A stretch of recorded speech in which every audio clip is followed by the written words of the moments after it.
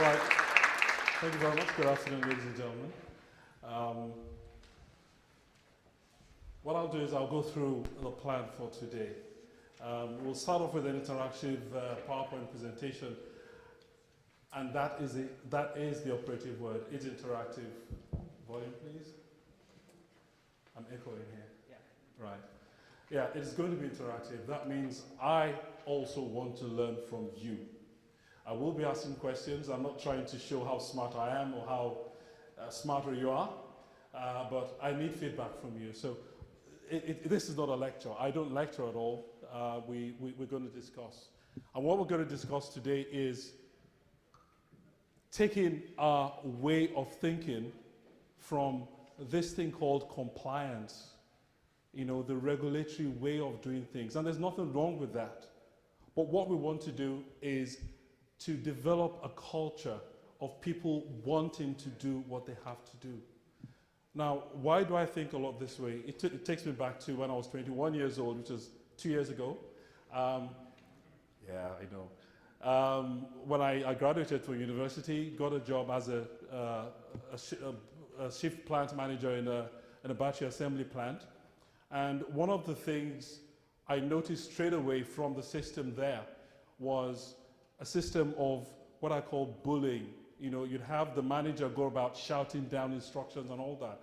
And I knew there was a better way. So I did a bit of study, and one thing that has stuck to me since then has been the fact that if you can make people do what they want to do, the sign of a good manager, what I read basically was someone who would start a shift, go around the factory, set people off, then go back to his office, sit down with his feet on the table, reading the newspaper for the rest of the day, and everything works out well. Now, that might appear to be fantasy, but it does work. Why? Because I've tried it in the cockpit and it works. I've tried it in different parts of the world and it works. I've tried it in the classroom and it works. So we need to begin to think more along these lines. How we do that, I cannot tell you exactly what to do. All I can do is to get you to start to think. I can get you to start to consider certain things that you may not have considered in the past. We have people from different parts of the world here, different industries.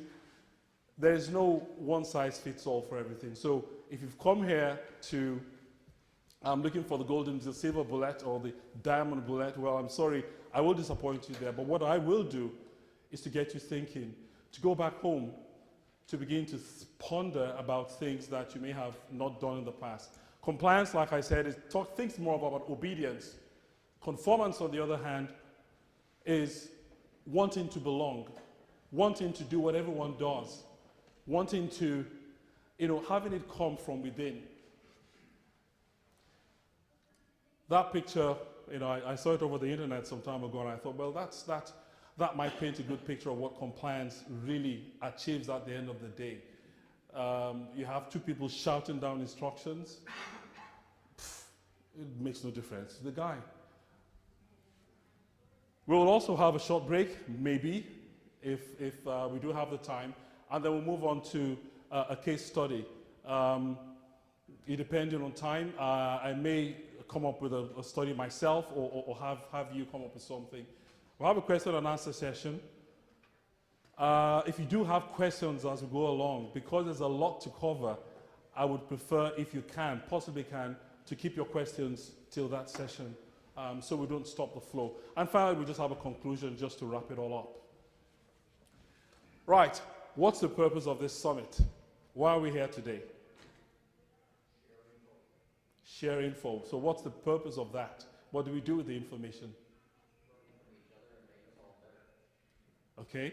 Now, that last part of what he said, did you all hear what he said? To make us all better at the end of the day. Now, this is my 7th summit here in Calgary. Sorry, I live in Calgary. I'll start again. This is my 7th summit in Vancouver. And, when I was preparing for this summit, I thought, I looked at the theme of the summit and I thought, you know what, I've done this. This is going to be my 7th time. What difference has it made to people? Really? Do people come here, have a good time, learn a lot, like you said, and then go back home, business as usual? And that seems to be the case. So I would give out a plea. You know, you're going to learn a lot today and subsequent days. You go back home and you apply these things because that makes the effort at the end of the day worthwhile. Now, the two approaches to addressing issues, corporate issues. One is problem solving, which we all know about. Find the problem, fix it. You know, we learn about LOSA, HVACs, and all these tools. They're all good tools to fix problems. But over the past 10 years, 10 to 15 years, there's been a new approach or an alternative approach to the way issues are sorted out, and that's appreciative inquiry. I'm not sure if anyone's heard about it. And basically what it means is if you represent the problem, the attributes of a company in green, and then you represent the problems in the company in red. So you have a company that's full of pros and cons, you know, along the SWOT analysis kind of thing. What problem solving seeks to do is to deal with the problems, go for the problems, shrink them, and deal with them. But appreciative inquiry, on the other hand, what it seeks to do is to increase the value of the good value that you have within the system. So, you know, some people call it, you know, yeah, all we're doing is just making people feel good. Well, yeah, yes and no. Because problem solving removes the red. The other one increases the green. What we're going to talk about today is we're going to use both to achieve conformance. There are times we look for the good in the system and look for a way to grow it. We also look for problems and look for ways to sort the problems out. Okay, what would you say a safety management system is? Well, CHC defines it as that, a systematic process identifies the problems, the risks, and we develop appropriate response plans. In your thinking, you can think, oh, that's a problem-solving approach. But really, in everyday English, honestly, what does it mean to you? What does SMS mean?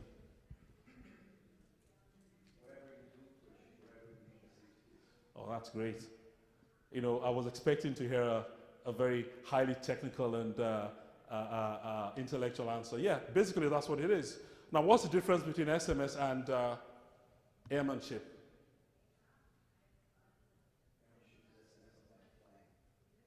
Okay. So, does anyone else have any appreciation of what SMS is all about? I know you're all bursting to talk. Yeah, basically, SMS is appreciated in different ways. There are official definitions for it, but we really need to make sure that we understand what it's talking about. Now, to understand what it's talking about, I want to talk about the philosophy of technical and non-technical issues, albeit training, operations, or whatever it may be. And I'll use the iceberg, a very well-known illustration tool here. On the surface, what you see is what the problem is, or what the attributes are. But let's just go down the problem way for now. What the problem is. That tells you why you have that problem.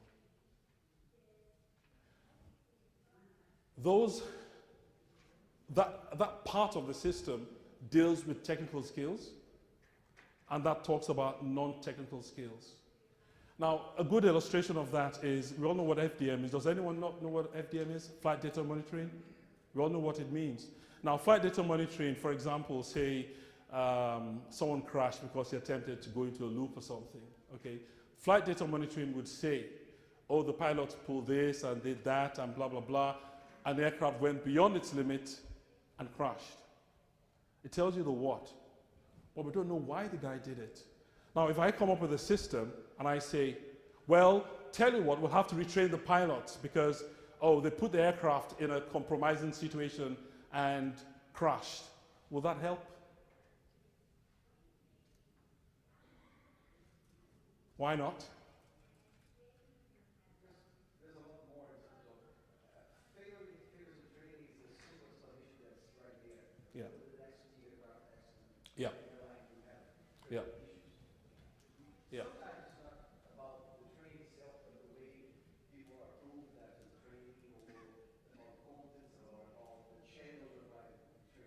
indeed, indeed. All right, I have a quick illustration here. You just bought yourself this new car, okay? And you put on your dark sunglasses and you're driving down the highway at 200 kilometers per hour and just about to shift to the third gear, feeling really cool. And you get pulled over by a policeman and he says that. He said, sir, you would have to attend a 30-hour driver refresher training course because you are caught speeding.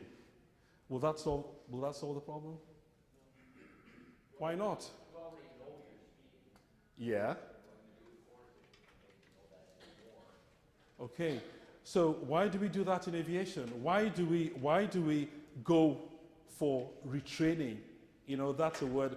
Please, that's a word that gives me the shivers when I hear retraining because it doesn't quite mean a lot. Right. Why do we do that? What if you change that car to that?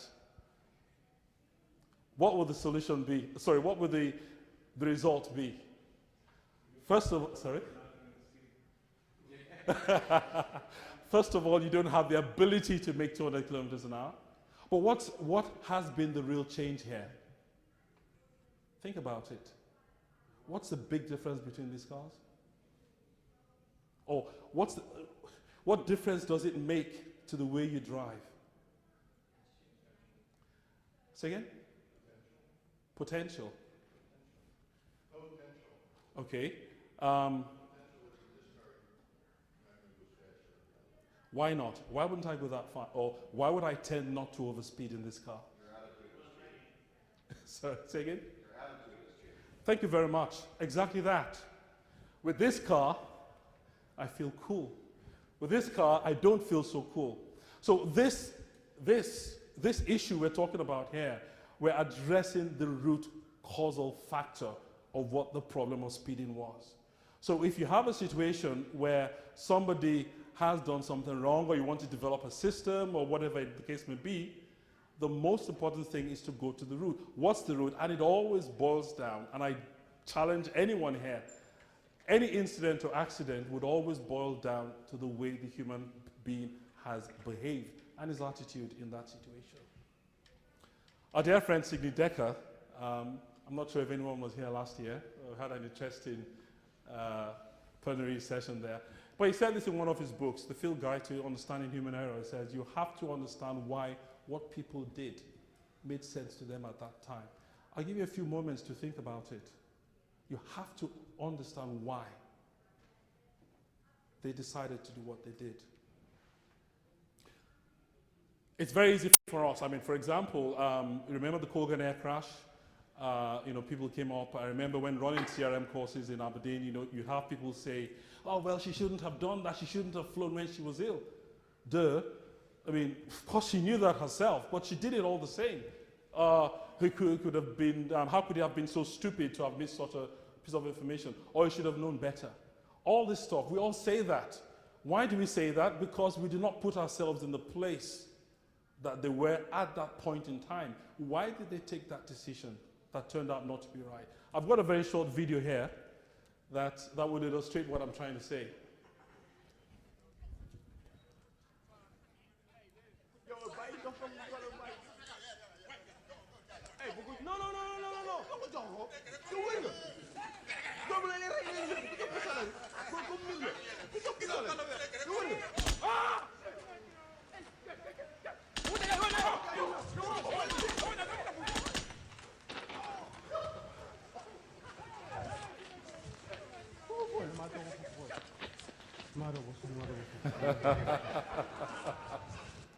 I love that video. You couldn't act it.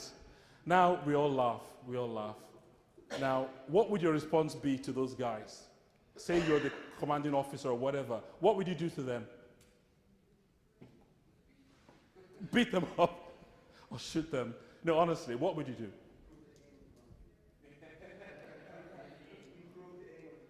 All right. Sorry, yeah? I'd be tempted to get them to tell their colleagues why it was that felt like a really smart thing to do up until the point it turned into a really bad thing to do. Exactly. Now, why do you think they did that? What was the root causal factor? Thought it was funny. They thought it was fun. So if you want to deal with that situation, or you want to prevent that situation from happening again, you wouldn't come up with new rules. Thou shalt not hand guns over to, well, those who know the difference between apes and gorillas or whatever, call it a monkey.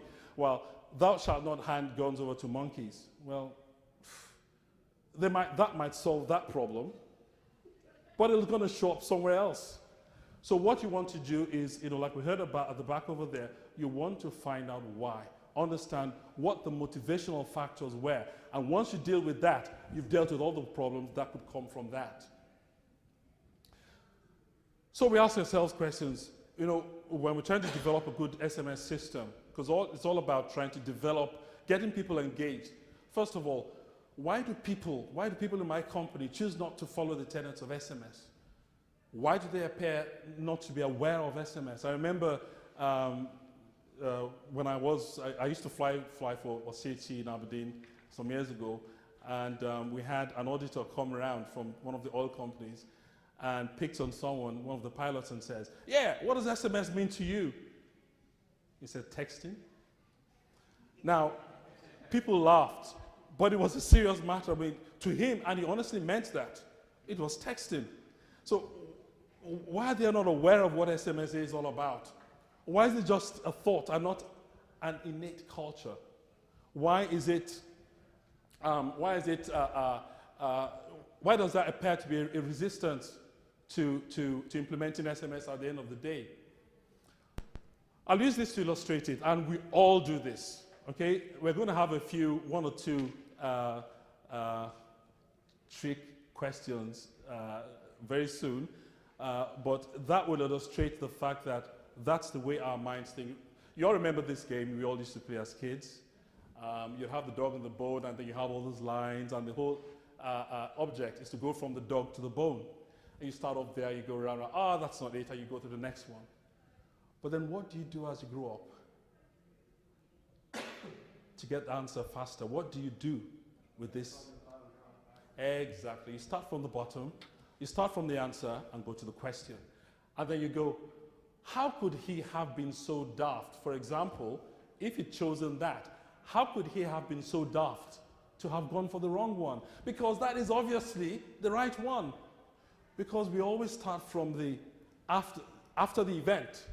And that's the way our minds work as we've grown up. One of the things we must guard against is doing that. We put ourselves in this position. Now, I know this is just an illustration, but why do you think that dog chose that middle one? Simply because that seemed at that point in time to be the most logical answer to the problem. So how do we handle it? Well, we have to create a system that would help him to be presented with the most logical answer, which happens to be the right one. Now, how do we do that? I can't tell you exactly what to do unless we go into your system and see how your company works. But that is what we have to keep in mind. Willful conformance comes from discipline, or results in discipline and professionalism. I'll say that again. Discipline is not something really that is imposed upon you, really. For discipline to be effective, it's something that comes from within. And same thing with professionalism. Is it innate or is it taught? Well, I just talked about that. But this is also very important. Do these virtues have on and off switches? In other words, can I be disciplined today and then tomorrow become something else? Why do I ask that question? I remember my son, when he was a teenager, he was with the Royal Air Force cadets. And whenever this boy was going for one of the meetings, right, his uniform was always super ironed. His boots were just, they're super shiny. Everything was spick and span. He goes for the meetings, comes back home, changes into his normal clothes, and goes to his room that is, well, more like a nuclear disaster site. On a normal day, he would be in his torn jeans and, not tying up his trainers and all that. And you go, how come this guy can be both? Because at the end of the day, he complied with the rules when he went for the meetings. But is that sufficient? Is that what we want in our industry? No. We want this boy to be that way at the meetings and that way at home as well. Why? And how do we do that? Is it by forcing him, by creating legislation? No, no. We're going to look at a few tools that we have available to us. Guys, it's not just what I do, but who I am. Because what I do is compliance. Who I am is conformance. Who I am is what I will do every day, because that is my default setting. To be able to understand willful conformance, we'll go to the negative way. We'll address non-conformance. Now, what does that mean? Well, it's basically violation of policies, breaking the rules. Is it always wrong to break the rules? What? You mean I can decide to break the rules as often as I like? Okay, so is it always wrong to break the rules? Under what circumstances would you say, sir? Okay.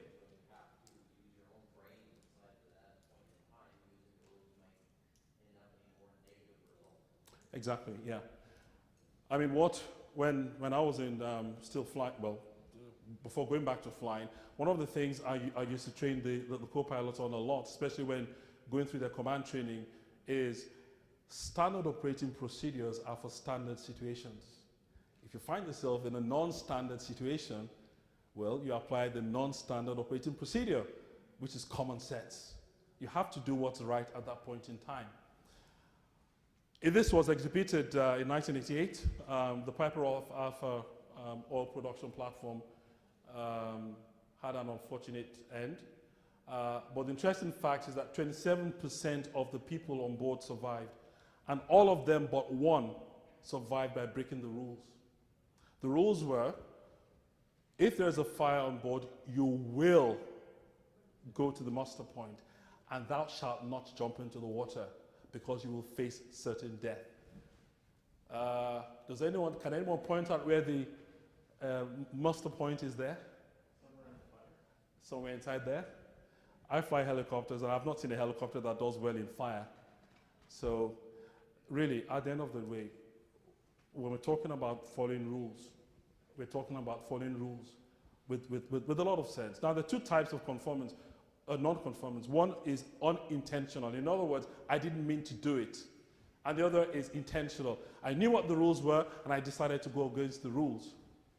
Let's deal with this guy first, the unintentional non-conformance. Why would people unintentionally violate SMS policies? It could be for a myriad of reasons. I've just listed some here. Inappropriate procedures.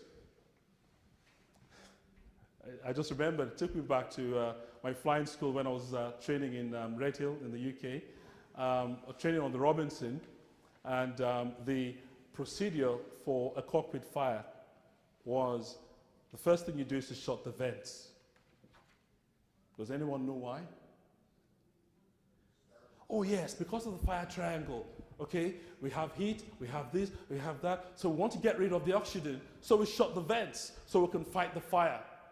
Duh. I also use oxygen. Right. Now, the procedures were stupid. Well, eventually they got changed. But those are procedures that didn't make sense. So, of course, you will either unintentionally violate the policies. Rules and regulations seek to provide guidance or instruction.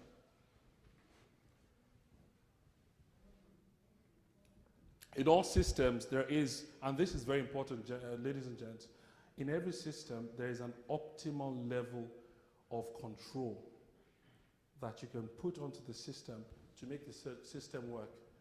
A further increase of that will end up degrading. For the helicopter pilots amongst us, is that point where you have VY, if you understand what I mean. Now, this is a very, very important fact that I have to bring to you. I remember there was a ditching in Aberdeen. There was a, well, not CHC, a sister competitor ditched an aircraft, perfectly serviceable aircraft, flew into the water. Shortly after that, I was a CRM manager then. Shortly after that, I had the aviation advisor of the big boys of one of the major oil companies, came to my office and we had a meeting talking about what next to do. And he says, yes, George, we have to get a new set of rules and we have to increase this and increase that. And I said, oh, come on, right? The rules as they stand today, if the crew had followed the rules, would they have ended up in the water? No was the answer. And I said, so why do you need new rules? If you bring up new rules or increase the rules we have already, all you're doing is trying to cover a smoke with a basket. Guess what? It's going to work for a while, but eventually it's going to seep out because you haven't dealt with the root causal factor. And does this work? Yes. Has anyone heard of the shared space oven planning system? Okay, that's good. So it's new to you.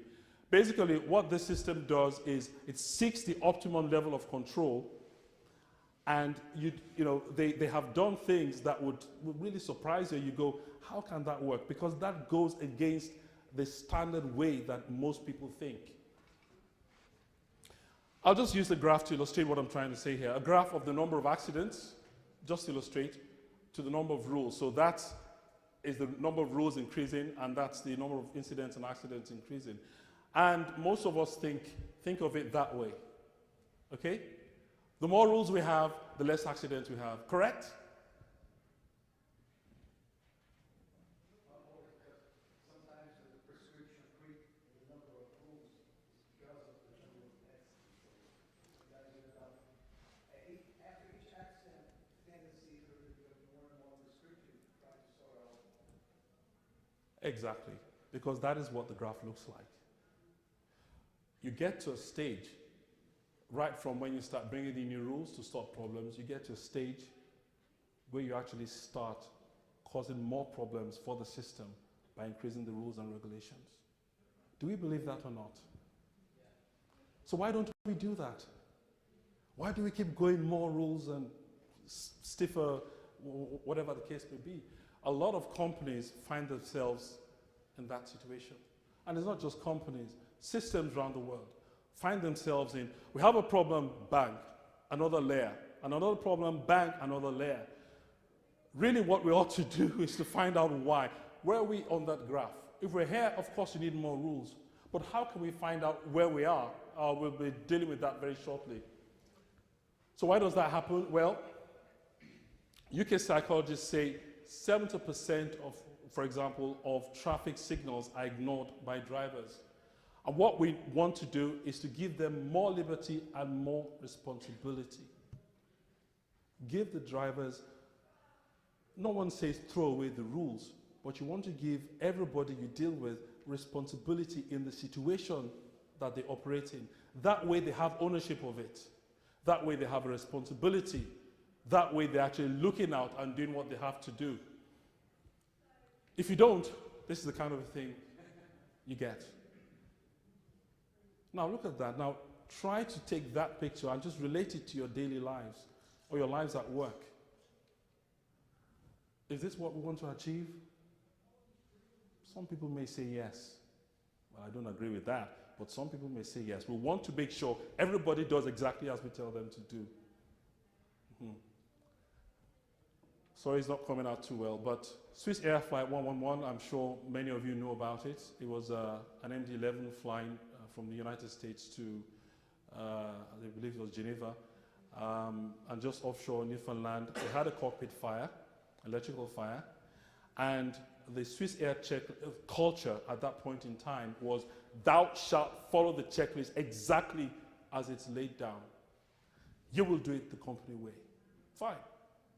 The checklist for a cockpit fire was repeated to take 30 minutes to complete. Guess what? It doesn't take fire 30 minutes to burn things. And they ended up in the water. But they did complete the checklist. They did follow the checklist.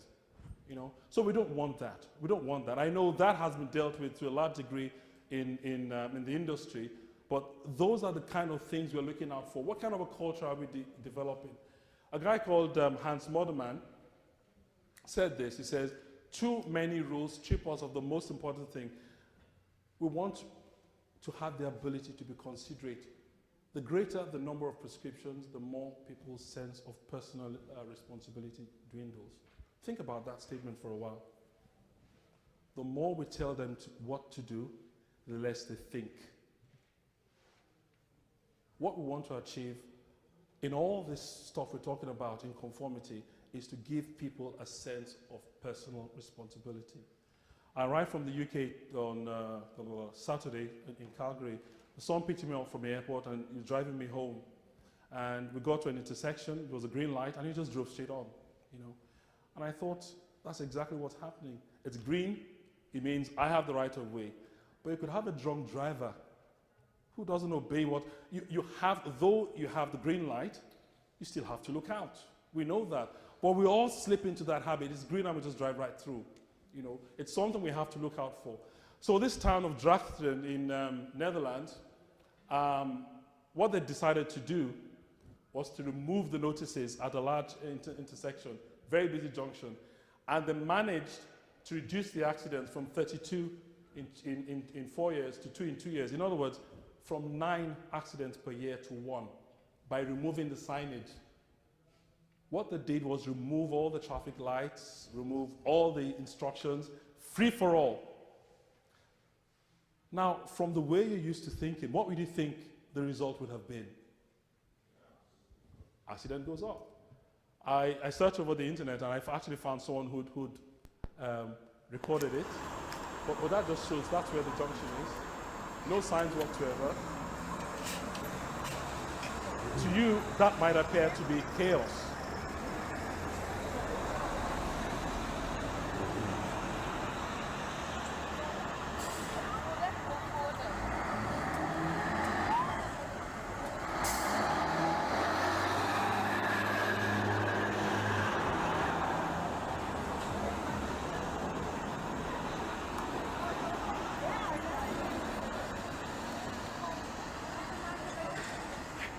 Now you can see a junction which had all the signs removed and accidents reduced.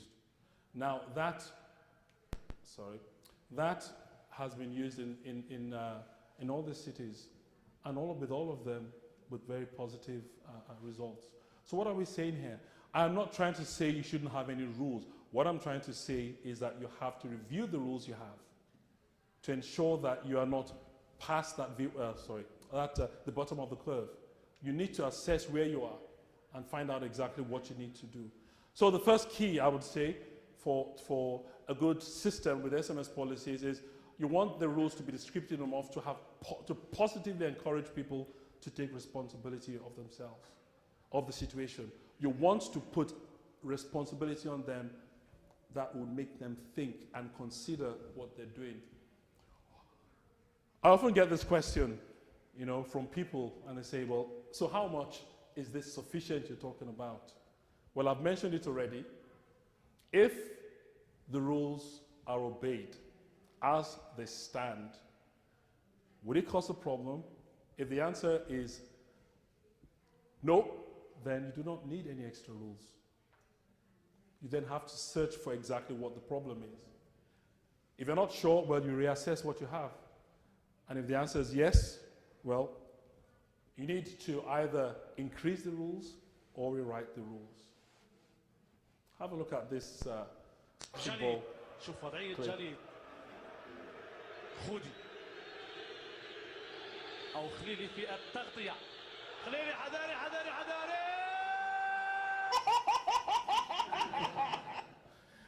He had a whole goalpost gaping at him and he still missed. What would you do to him as the manager? Would you put him right in front of the post and give him a practice of 500 shots to make sure he knows how to kick the ball into the net? Is that what would you do? What would you do? Say again? No, from what we've learned so far, what would you do? It's not a trick question, okay, don't worry. Say again? Nothing. Okay? And why do you choose to do nothing?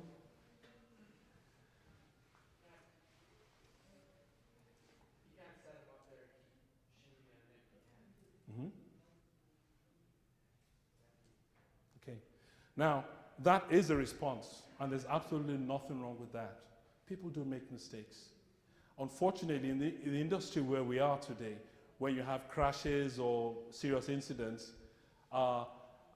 clients want to see something happen. But there are times you don't really need to do anything. These things do happen. You made a mistake. The only thing you may want to deal with is, well, look, okay, now let's work on your ability to keep calm when you're under pressure. That's all. It's not teaching them how to kick balls into the net. All right, let's go to the next guy, intentional non-conformance. Why would anyone choose to break rules? Well, I have a few video clips here. I'm not sure how the audio would come out. This. 4328, good afternoon. What's your sign code? People using MVG, so night vision goggles, flying low level. It's not squawk 0201.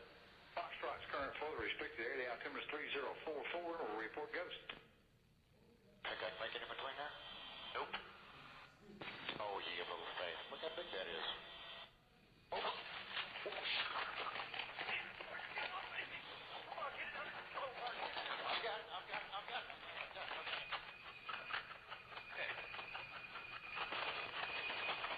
Eagle, made it, I set 4, down at Eagle, keep it on the ground. 974, Roger, can you give me? Yeah, I have to apologize. The video is not too good, but I'm not sure if you heard what the conversation was as I came around the bend. Do you think I can make it in between there? Nope. Oh, your little face. See how big that is? Hey, man, I am the bee's knees. And guess what? Oops. So, yes, one of the reasons is reward for taking the non-compliant route. Yeah, you feel good. Truth is, we've all done it, and we all still do it. I did something really, really stupid, okay? I know that's hard to believe, but I did something really stupid 2 weeks ago. I was driving this was in Aberdeen, in Scotland. I was driving to work, and there was a lady behind me who was kind of tailing me, and I thought, who do you think you are? Guess what? And I was going downhill, and there was a curve at the bottom, and I forgot what the braking ability of the car was. And I had to brake so hard, the anti-lock braking system started to kick in. And I thought, look, I saw the corner coming up, and I said, now you're going to look so stupid, okay? The lady's going to drive past you, she probably is going to laugh. What were you trying to achieve, you know? Now, if I had I did succeed around the bend, but then what I was trying to do then was to get my ego up, as in, how dare you? Don't you know, blah, blah, blah. So we all do that. You could also have a poor culture of workplace discipline. And then have a look at this video. Just have a look at that lane, sorry.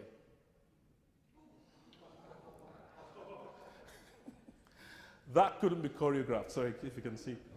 That couldn't be choreographed. That is as a result of a history of getting away with it. That's one of the reasons why people intentionally break rules. I did it yesterday, I escaped. I did it the other day, I escaped. So you keep doing it. But eventually, the chicken is going to come home to roost, and you're going to pay heavily for it. And I like this one, inappropriate rules and regulations. We're going to spend some time on that, because that is my pet hate when it comes to training systems and operational systems. So how do we deal with these issues? Well, we've found out that it's not a case of stricter regulations and more stringent punitive systems, okay? If you've done something wrong, well, we'll just bring out a new rule. That doesn't work. We've talked about that. We've beaten that to death. In dealing with these issues, we'll split them into two. Talking about culture, and that talks about rules. Let's talk about cultures. How are cultures developed? How do we develop a culture? Say again?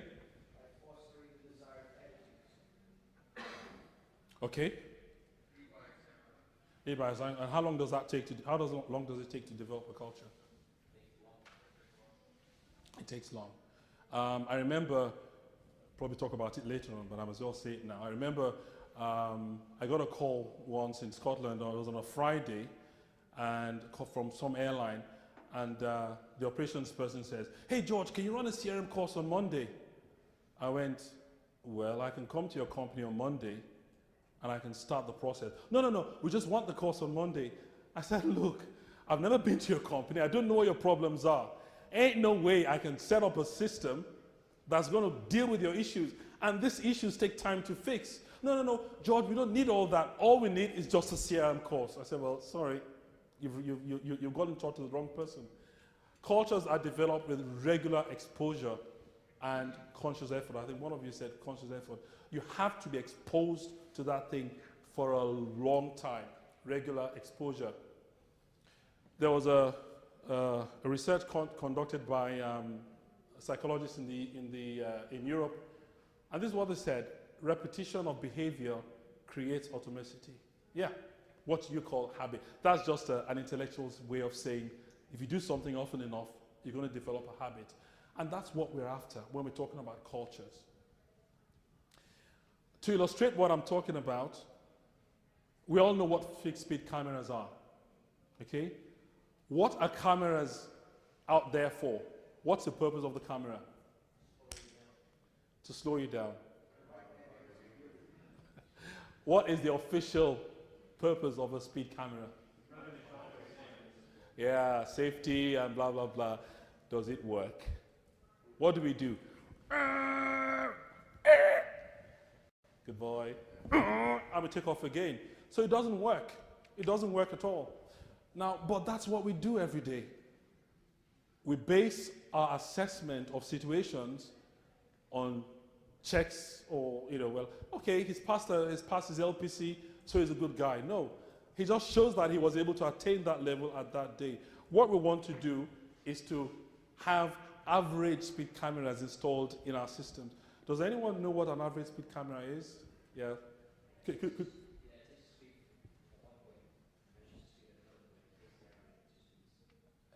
Not quite. Very close. Does anyone? Exactly. So what they do is, at the, you have them at different distances. I don't know, 2 miles or whatever. But you have them at different distances, and it checks and clocks your time at the first camera, and it clocks as you go along. Now, there's no way you're going to. You couldn't go slowly and then speed up and slow down again. It doesn't matter because it knows that you're getting there too early. So when you have average speed cameras up on the road, they're very common in the UK, especially where there's construction.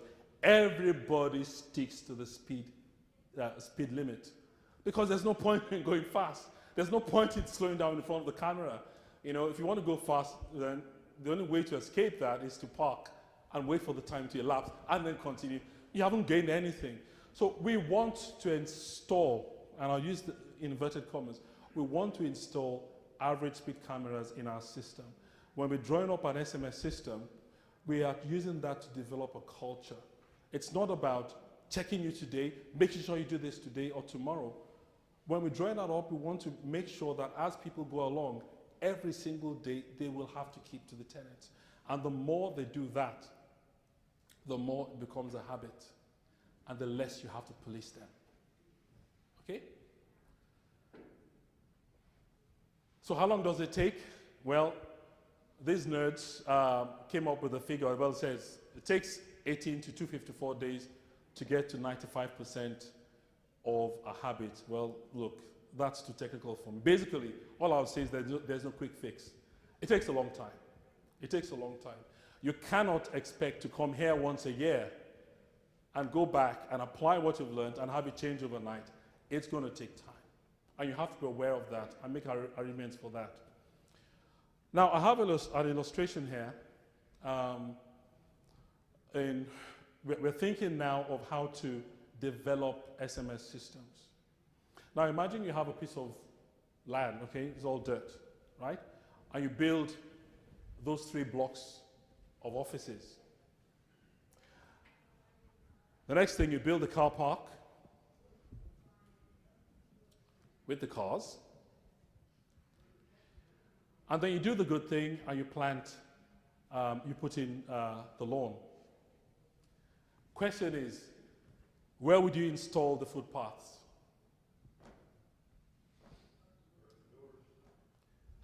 What did you say? Where the doors are, okay. Any out? 3 answers? You don't put the footpath in yet, you wait until you see where people walk across the grass. Wunderbar. And why would that be? Why is that the smart? Did you hear what he said? Why?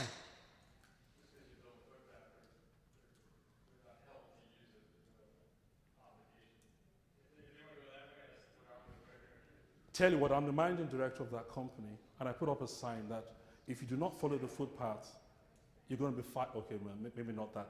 Stay off the footpath. Keep off the footpath. Or else, exclamation mark. What would happen? People ignore. So why do you say you should wait? Because the grass will show you the answer. Thank you very much. Do you understand what he just said? You wait and see where the natural footpaths have been created. Then I come along and create footpaths that are very close to what people would naturally want to do. Now, I've created an environment that looks good. Hey, okay? But what I've done is make it as close as possible to what people would naturally want to do. Can you see where we're going now? We're going away from keep off the grass to me finding out who they are, what their attitude is, what their culture is, and then building a system around that. With this, I hardly have to police them because they would naturally do what I have told them to do. Do you understand that? Because that is very, very important. It's an important mindset. So the second key is that they must be written in such a way to promote willful conformance as an innate company culture. All rules, regulations, systems, whatever, if they're done without without what's the word to use, without taking into cognizance what people feel, what people know, who people are, how they behave, then we're wasting our time. Finally, this thing about rules. Inappropriate rules. I have a couple of examples here. There's one of the bylaws, new key in England, and it says no person shall walk, run, stand, or lie on the grass in this pleasure ground. Duh. It's called a pleasure ground. What else am I going to do there? So what do you think the compliance rate was at that place? Maybe not zero, maybe 0.00003%. Okay? All right? Yeah. It never worked because you are creating a rule that goes completely against the natural behavior, natural inclination of the people. And this is another one. I read about this a couple of months ago, and there's a story behind it. But this is so funny, every new computer technician must obtain a license. And to get that, you either have a degree in criminal justice, or you have to complete a 3-year apprenticeship with a licensed private investigator. To fix computers, I have to go through all that. Now in Texas, can you guess how many back street, back road, underground computer technicians you have? People are going to break the rules because this is absolutely ridiculous. Well, the reason given was, well, because they're going to have access to people's personal data, they need to know what the rules are so that, look, if I need to go through all that to fix a computer, I'll just start fixing computers. I'm not going to tell the government, So we cannot want to thrive on inappropriate rules. Speed limit 3 miles an hour. Even with my pair of glasses on, I can't read 3 miles an hour on my speedometer. Oh, I love that one. Duh. 10.75. Come on, what are we trying to achieve here? Whatever you do with the rules, bottom line is this: it has to be reasonable, and it has to be reasonably easy to achieve. I am not trying to advocate here that we just make life easy for everybody. That's not what I'm saying. What I'm saying is that you've got to understand them, understand how they think, understand what their natural inclinations are. You understand what the regulations say, and there's a way you can marry both of them.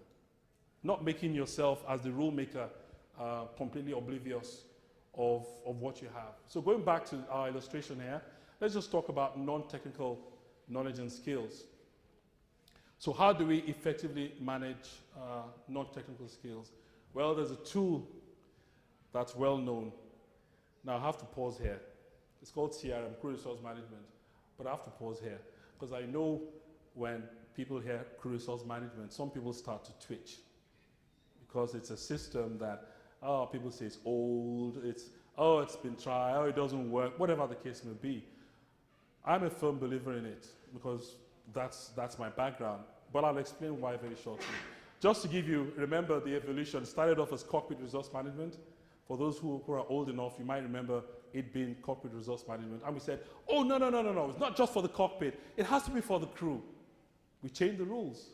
Oh, no, not for the crew. It's team resource management.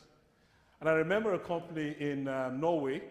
I was running the course there. The guy says, oh, we don't call it team or crew resource management in our company. We call it company resource management because everybody in the company ought to be involved. And then a few years ago, I think about 5 years ago, I attended a course here of threat and error management. I remember the guy saying, oh, CRM is gone and all this stuff, RM is gone. It's now threat and error management. We now have to start talking about looking for the threat because all that CRM stuff doesn't work anymore. Well, tell you what, I don't care what you want to call it that, okay? It doesn't matter what you call it. It is the essence of this management system we're talking about. Do we have anyone who can read that? That's Greek and that's Mandarin. That's your homework, okay? So I can't pronounce it either. But we want to use that management system. What we want to do is to understand attitudes and behavior. So we've talked about preparing the SMS culture. We want to find out how to establish a culture of willful conformance. And these, you may recognize these concepts that are the tools that are used in CRM. Now, how exactly it works, I mean, we don't have time to go through all of them. We'll just go through two of them.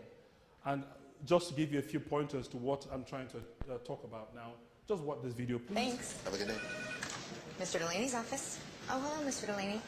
You're not feeling well? I'm sorry. Yes, I can have that ready for you, and you'll be stopping in to pick it up? Oh, you'll stop in tomorrow. And what about the big presentation today at 2 o'clock? Absolutely, I'll have him conference you in from home. Okay. Feel better, Mr. Delaney.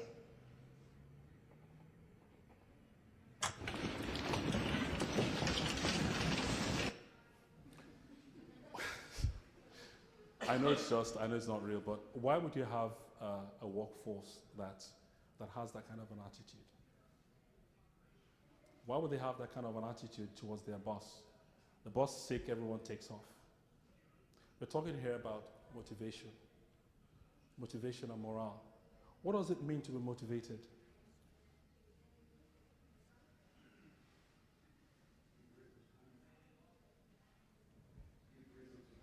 To give reason to move, okay. Maybe just one more. Inspire what? You got to want it, so give reason to move. Okay.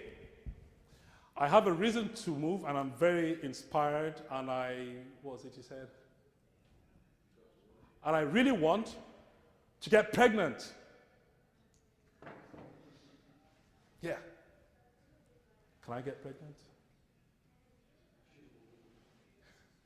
Can I get pregnant? Why not? But I really want it, and I'm motivated. I'm really, I really have a reason to want it.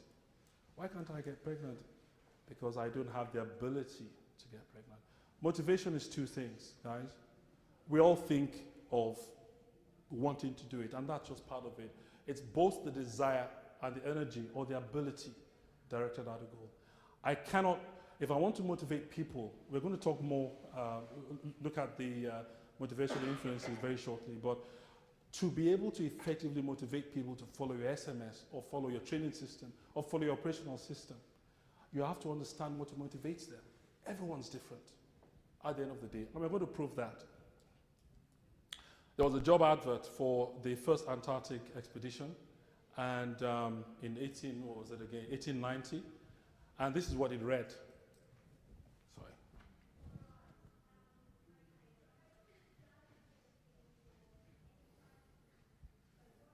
Hands up who would apply for the job. Come on, guys. No one? Well, what if I tell you that in 1890, they needed, it was about between 80 and 90 people for the trip, and over 900 applied. Would you believe with that advert? Well, you might not believe, but it's the truth. Why do you think that was? Exactly. That was the motivational force. That was the motivator for them in 1990. Honor and recognition. What's the motivation today? Money. So if I put up an advert in 1890 going, hey, you're going to get paid whatever, $1 million or something, and the guy would go, and what's the honor there? So when we're talking about motivation, there is no blanket rule to motivating the people who work in your organization to do what they have to do. You have to understand what's important to them at that point in time. And I think someone talked about it at this session this morning, understanding what's important to them. And that's what you want to sell to the bosses. If you want these guys to take up what you're trying to sell to them, it has to be important to them. It has to be of a good, adequate motivational influence to them. Now, there are generally 5 different types of motivation that people tend to talk about in the industry. We all know about achievement motivation. Achievement motivation basically means, well, I'll use myself as an example. When I started flying, achievement motivation was I want to get my 4 bars. And I flew like a madman. I would go to work on a day off, right? Sit around in the crew room and wait for any captain who didn't feel like flying. Bang, I was straight into the aircraft. And I flew like an idiot. Then, that was in Nigeria then. My first year, I flew 951 hours. Okay, the limit then was 1,000. It's now down to 800, right? But it was 951, I never forget. Guess what happened when I hit 3,000 hours, which is the number of hours you need as a captain? Guess what happened? Yeah. George now started looking out of the window and going, oh, looks like it's going to rain next week. Sorry, can't fly. Yeah, I lost my motivation because it was based on achievement. And that's what it is. If that's your goal, when you are below the goal, your motivation goes up. You hit the goal, and what eventually begins to happen? It eventually begins to go down. So is it a very good tool to use? Yes or no? As long as the achievement is ahead of you. You also have satisfaction. I just like the job. I like going to work, I like the job, and that's what keeps me going. Incentive, money. It has been mentioned this morning already, but let's just talk very briefly about money. How effective is it as a motivational tool?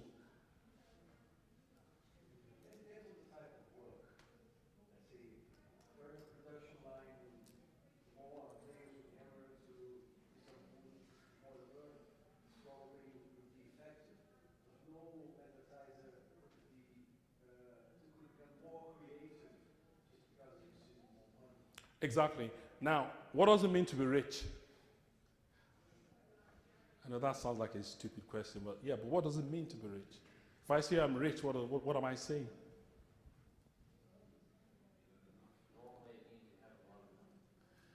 Now, what does a lot of money mean? Basically, if I may describe it this way, if your funds exceed your needs, then you are rich, okay? I know that's a very simple blanket way of describing it. But if you look at it that way, I have more money than I need. That makes me rich, okay? So that's what I can call, the richness or reachability factor, if you want to make it sound very technical. Now, we are all under the illusion, except me, that when we increase the funds, we're going to be that much richer. Is that the case? Nope. Because our needs go up. And in many cases, our needs exceed the funds we have, and we become Mr. Poor. So what we want to do is it doesn't matter what you do with the people in your organization or how you motivate them when it comes to money. All you want to do is to achieve a situation where their funds exceed their needs. Fair motivation. If you don't do it, you're fired. Okay? That works today. And I say the same thing tomorrow. And I say the same thing the day after. Eventually what happens? It becomes ineffective. And then we have change motivation. Change is all about something new. You know, if I get that to that stage, then I have that to do, blah, blah, blah. Now, the big question I'm going to ask now is what motivates? Can we just have 3 people, please? What motivates you out of the list? Just 3 people. Number 1? What did you say? No. Out of that list. Satisfaction for you, sir. We have one satisfaction. Achievement. And the third person. Come on, let's have a lady. No pressure. Let's have a lady. No pressure. Achievement. Now we have people, I mean, if I went around the room, we're all going to be saying different things. Now what does that say? That just tells us that I cannot decide in my office, sitting down, and decide to draw up a system that would make people do what I want them to do without getting to know who they are and what motivates them. It is that important. Change management is a system which seeks to mitigate the risks involved in changing. And there are generally 5 components, right? Identify what changes you need. You want to communicate the changes to be made, staff buy-in, implementing the changes, and assessment at the end of the day. Out of all these, which one would you say is the most challenging component to manage? Everybody knows that. Staff buy-in. Why is it so hard? Sorry, is it? Nobody likes change. Why is that? Because it takes effort. We have a pilot in Aberdeen today, because I went back to fly as a contractor, but there's a pilot who was on the Super Puma L2, and the aircraft basically has gone off contract. So he had to get a conversion onto a 225 or S92. But you know what? He preferred to retire. He says, because I can't take changes anymore. Okay? He would have had another 5 years, but he preferred to retire. So people do not like change. But how do we well, there are times you have to have change. So how do we address that? How do we get staff buy-in? And why do we need staff buy-in?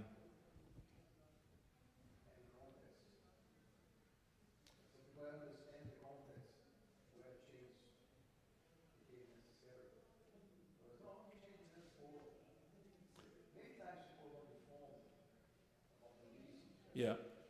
Okay. So basically what you're saying is you take them along. Yeah. You cannot start a change. You cannot drop a new SMS, sit down in your nice, cozy office, drop a wonderful SMS manual, and here you go, bang. That's what you're going to follow. It ain't going to work because you need to have them follow you along. So let's have a case study. I won't mention which company this is, but some of you might be able to work it out. I remember speaking to the vice president of a certain company about the way procedures are rolled out and the way they're designed for the company. So you have regulations given by the authority down to the company. The company now comes up with procedures in an international company that sends out different, sends out the rules to different parts of the world. Now there are 2 options. Now you need to listen to this very carefully. There are 2 options in which we can approach this issue. One of them is to have a homogeneous set of procedures. In other words, I can take this checklist or whatever it is from wherever, Canada to Australia, and they have exactly the same checklist. Or I can have a system where we have homogeneous goals. Do you know the difference?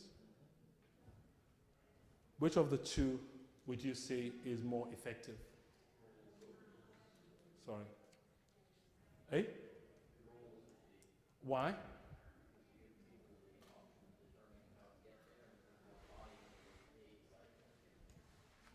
Now, if I come up with the argument and I say, well, I've decided that as the boss of the company, we're going to go the homogeneous procedures way because I want pilots who get transferred from one operation to another operation have exactly the same manuals and checklists so they don't have to go with a new checklist. What would you say to that?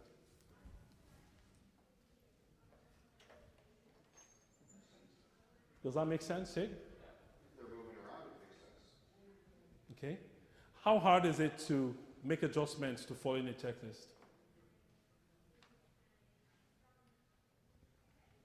Not very hard. Exactly. And I'll give an example. Well, I'm not with the company anymore, but this is when I was at Bristol, my early days. Was posted to Nigeria, and we had a big boy come from the North Sea. You know, in Bristol then, you know, the guys who flew in the North Sea were God. You know, they were like astronauts, you know what I mean? You know, they're North Sea people, North Sea commanders. And the standards guy came and he was going through the process of standardizing us worldwide.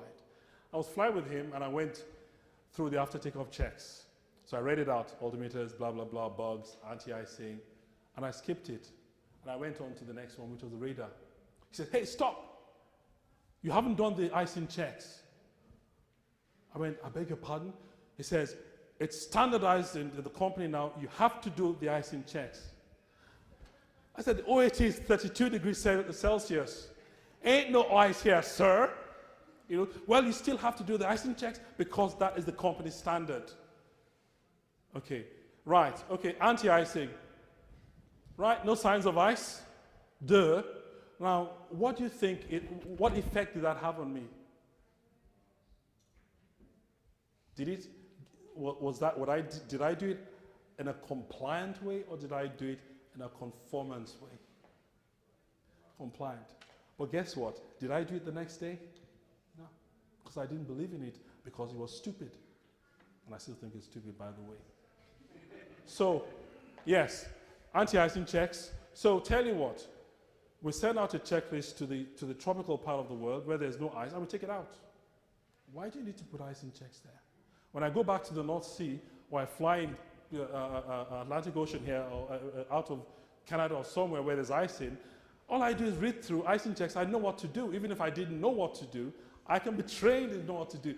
Icing checks, check for signs of ice, check the wipers type, and check the temperature. That's all. It doesn't take 2 minutes to train me. So what we want to do is to ensure that whatever we do, at the end of the day, whatever we do, we are creating an environment where people want to follow the rules. And we do that by understanding who they are, what they need to achieve, what makes them tick. Remember the car park thing and the footpath thing, rather. We know what the regulations state, and we marry both of them.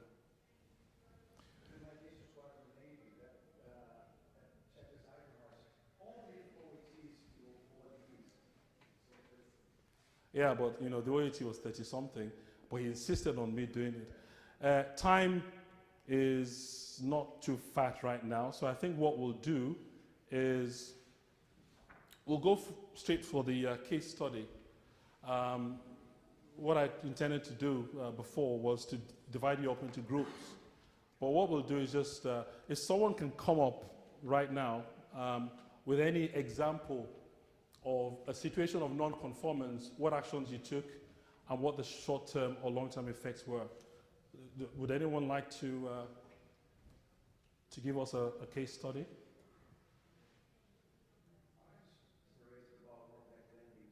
Yeah.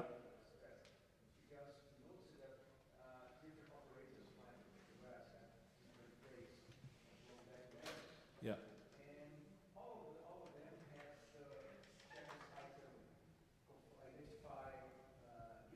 Yeah.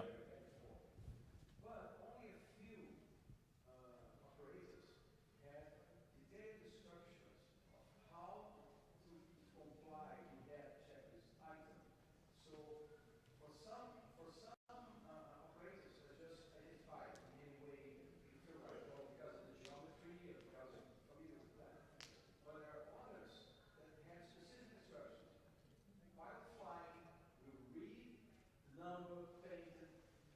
Yeah, yeah.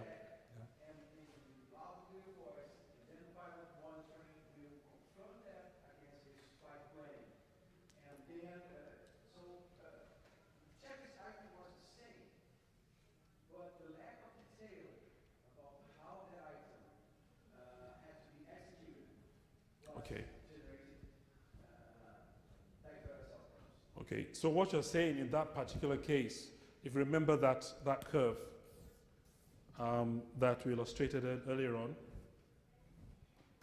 what you're saying in that particular case is that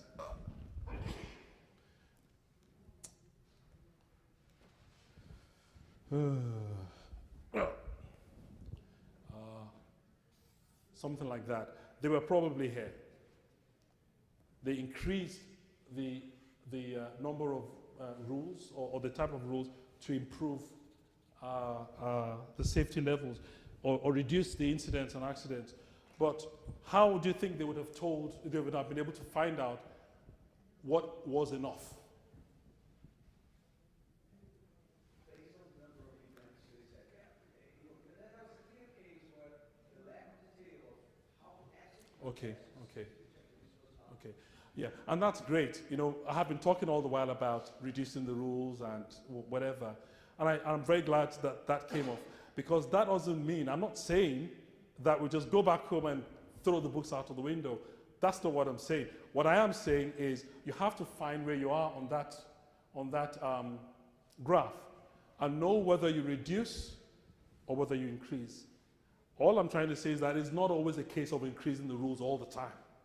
Okay? Can we have one more example? Okay, I have one example, very quick one. In one of my recent previous positions, I was trying to develop a system to improve the standards. I was dealing with a company that they had this cultural cockpit gradient problem. You know, it's one of those cultures that, you know, the captain is God, okay? And we're going to practice pilot incapacitation.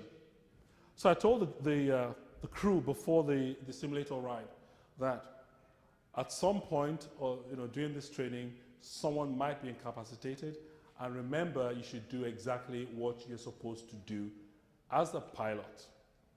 Do you understand? Yes, sir. Okay.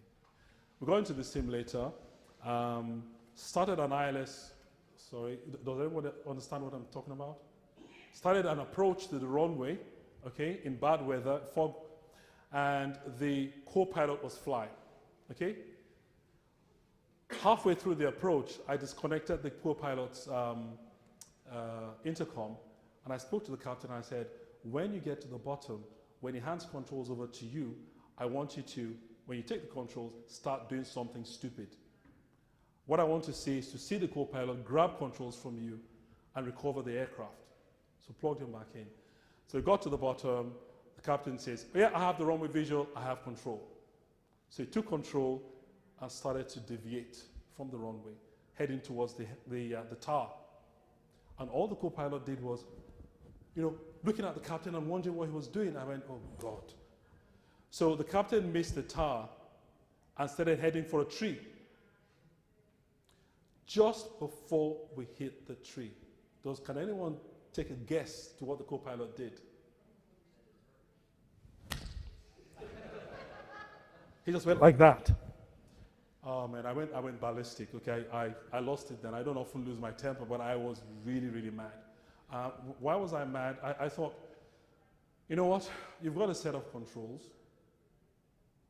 You know what you're supposed to do. I have reminded you, you prefer to die than to take controls of the captain.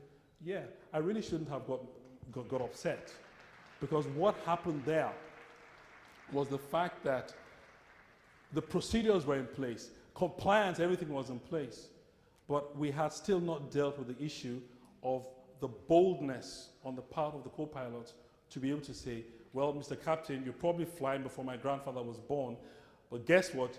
You're messing up here. I have control. Get off the controls. I'm now in charge of the flight. So it is a big issue that we really need to spend time understanding what people do, what they do. We have to understand why. It's not enough to drum it into their heads, but we have to understand why. Okay, very quickly, do we have any pressing questions? Yes, sir. Yes. Appropriate training. Because retraining means it gives the impression of doing it again. The first thing is, well, we might have to do it again eventually. But let's find out why. Why did he do that in the first place before we go down the route of retraining? Retraining, I guess is also one of those things. Everyone has their what gets them to twitch, and that's one of it for me. Because people go straight to that retraining and say, hey, no, hold your horses. Find out why he did that thing wrong. And then the fact that you trained them before kind of implies that maybe it didn't quite work too well. Look for a different way of doing it, a more appropriate way of doing it. And that's why I said that. Any other question? Yes, sir. So this morning, there was a great chart that showed, about a third of the people actively engaged, a third of the people trying to run the company, and, a good chunk in the middle that just aren't participating in the conversation. Yeah. Not willful non-compliance, but at the same time, just not engaged at all. And even the most simple tasks that I send out to my company, in the regards of safety, I can't reach, in America, like 30%, a third of the population votes, so 60%, it's the same mentality. Yeah. How do you motivate them to simply read an email and try to comply with How, a simple task? I'll throw the question right back at you. How do you think you can do it? From what we've talked about so far. It's not retraining. It's not retraining. Yeah, we got that right. We need to understand why. I'll give an example. It's a true life example before we move on. I think that will be the last. When I was a member of staff of a particular company, I won't mention the name right now. I was a CRM manager there. I guess that gives it away. The company had a big problem between the pilots and the management. There was this big chasm, right? And I was trying to address that. So I went to one of the directors then, and I sat with her, and I tried to get things moving. And yes, the pilot's fault, blah, blah, blah, the pilots are not doing this. I said, oh, really? She says, yes. The other day, we reached out to the pilots, and we arranged a meeting for the pilots so that we could all sit down and hash things out. I said, okay. So I said, so how did you invite the pilots? Yeah, I put up notices on the notice board, but no one turned up. Duh. So I said, okay, if I tell you now that you get an invitation from Mr. Lu Qingpang from China, right, and he's inviting you to his daughter's wedding, would you go? She says, no. I said, why not? I said, well, I don't know who he is. Ta-da! That's what the answer is. Why should they don't even know who you are? Most people don't even know. I mean, you may sit in your office thinking that you know everything's okay, but these guys don't even know. They don't even have a relationship with you, and that's the answer. They do not have a relationship with you. You have to understand who they are, develop and what makes them tick. Develop a relationship with them. Then they start getting involved because it becomes their own. It's not a company I work for, it's a company I work with. Now, how you achieve that, I can't talk to you about that right now because I need to sit down with you, visit your company, speak to the people, understand what the issues are, and then we start working from there. All right, sir. Finally, for the conclusion, the theme of the summit this year is all about getting people to engage, get engaged. And I like your question because it's the same thing. How do we engage people SMS? Well, we've talked about the first key. We want to have a system which positively encourages them to take responsibility. I'm not just telling you what to do. I'm also asking you to do things that will make you want to take responsibility. It has to promote willful conformance, and it has to be reasonably easy to achieve. If you make it difficult, no one's going to follow it. All these three come up and make up those two words, which I love very much: professionalism and self-discipline. And these are achieved by developing a relevant SMS system. The gentleman over here was talking about why do you say you don't like retraining? Well, it has to be relevant. Retraining, if it's not relevant, then it's useless at the end of the day. It actually causes more issues. Carry out an appropriate change management of managing how you introduce this SMS. That is absolutely 120% vital. Because if you don't get it right there, and you get people to develop that resistance towards it, you have not an uphill task, you have a cliff to climb. So it's absolutely essential to get that right. And then you have to have an appropriate training system that introduces it. Now, how does that work? I will use the training process to illustrate how we want to introduce this. In the training process, you have the trainer and you have the trainee. Okay? And his job is to pass information across. There are three things that that are imperative exist. The first one, obviously, is the knowledge base. The trainer has to know what he's talking about, okay? But is that enough? Well, you know, I'm a training captain and I know every single thing about the aircraft. I know all the part numbers. I can tell you what page, whatever procedure is on. Yeah, my knowledge base is great. But does that make me a good trainer? Why not? Exactly. We need to be able to communicate. We need to be able to communicate. And the very, very important one, which people tend not to think about, is that you have to create a fertile ground. In the UK, you know, with the old CRM system, you know, with CRM trainers, there are a number of requirements that the trainers have to qualify as CRM trainers. And one of them is that, to be able to get the people comfortable with you. I'm not saying be Mr. Nice Guy, but the guys have to trust you. They have to be comfortable around you. It's not a case of putting on the half-rimmed glasses and looking down because I am the big boy, I'm the training captain. No, you want to make them feel comfortable because that's the only way they can learn from you. I call that the training tripod. It's got 3 legs, and all the 3 legs are equally important. It doesn't matter how strong you make that, or that, or that. They all have to be up to scratch. As the same thing with introducing an SMS. It has to have the meat in it. It has to have, yeah, obviously, satisfy the requirements, the regulations of the authority, satisfy the requirements of the client, etc. But it has to be written in a way that people understand it. And it also has to be in a situation where people actually want to. There's nothing as important as dire as neglecting that. Because just like in that case, if you don't have a fertile ground, you can communicate as much as you want. You can have the best manuals in the world. If the people don't feel comfortable with the fact that you, the boss, have given me an SMS manual to operate with, if I'm not comfortable with you, I'm not going to do it. I'm not going to do it. Remember, rules, regulations, and procedures are not definitive answers to all problems. They are just tools. They are just tools. For true engagement,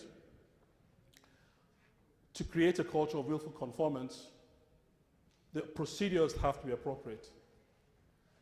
Guys, there is nothing effective in going off the shelf to buy an SMS system and introducing it to your company, because it won't be appropriate to your company. Everybody is different.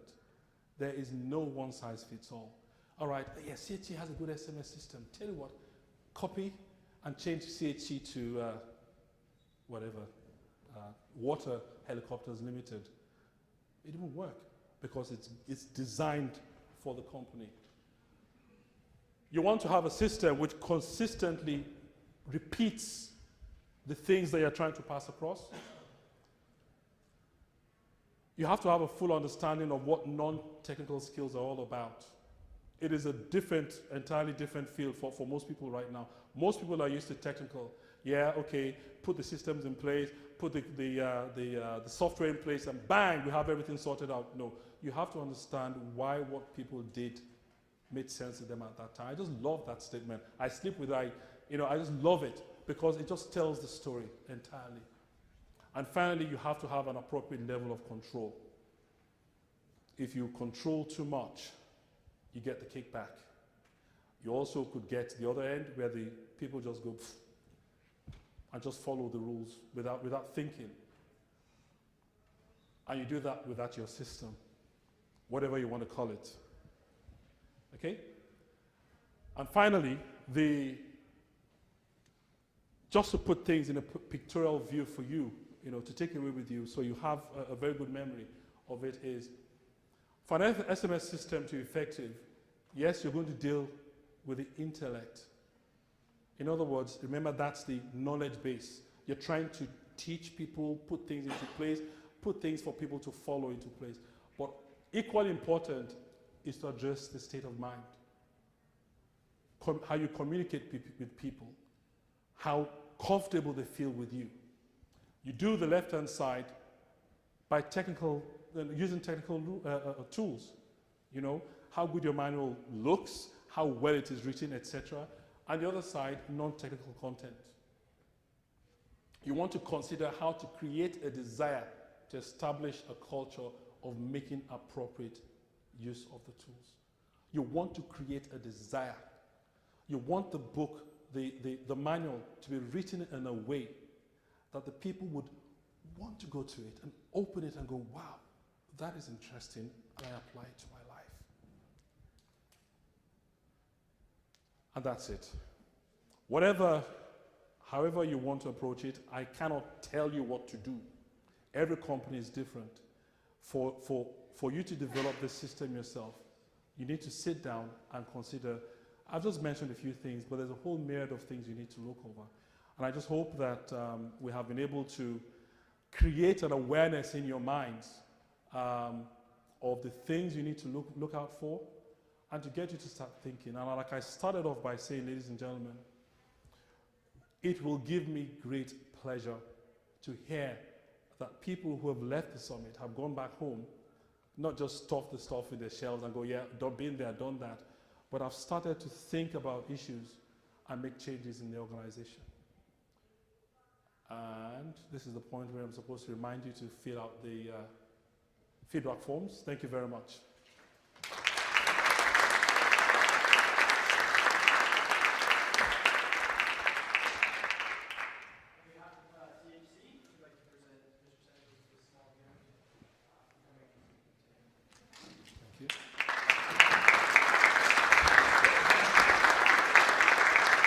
Thank you very much.